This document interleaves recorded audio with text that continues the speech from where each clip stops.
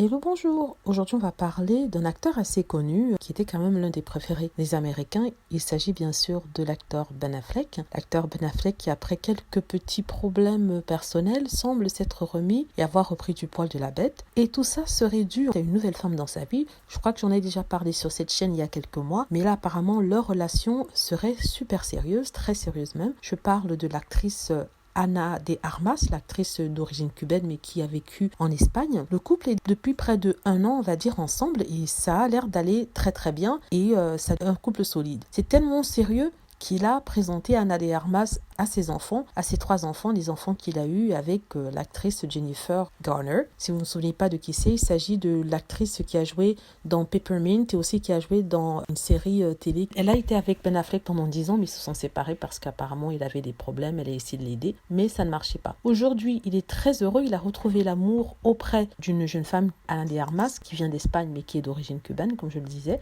et ça va très bien. Les enfants de Ben Affleck l'adorent. On les voit tout le temps ensemble marcher à Los Angeles ensemble. Ils marchent main dans la main, ils s'embrassent, ils se tiennent dans les bras. Et vraiment, ils sont très câlins envers l'un et l'autre. Ce qui en fait fait taire les rumeurs négatives sur Ana de Armas parce que les gens disaient en fait qu'elle n'aimait pas Ben Affleck, qu'elle voulait être avec lui pour se faire une place au soleil, c'est-à-dire parmi les grandes stars hollywoodiennes, pour qu'on puisse parler d'elle, qu'elle soit dans tous les journaux. Mais en fait, non, c'est une relation légitime, c'était que des mauvaises langues. Et on voit que le couple s'entend super bien et que ses enfants, enfin les enfants de Ben Affleck, ont accepté Ana de Armas, ainsi que d'ailleurs Jennifer Garner, qui a été aussi vue avec Ana de Armas, qui a accepté Ana de Armas comme la future femme de Ben Affleck. Bon, c'est vrai qu'il ne faut pas s'emballer. Les couples souvent à Hollywood, ça va et ça vient, ça casse et ça se remet ensemble, mais c'est bien parti. En parlant des enfants de Jennifer Garner, ils sont 3, ils s'appellent Violette, Serafina et Samuel, Samuel étant le plus petit. Ils sont magnifiques, ils ont la garde partagée. Les enfants ressemblent énormément à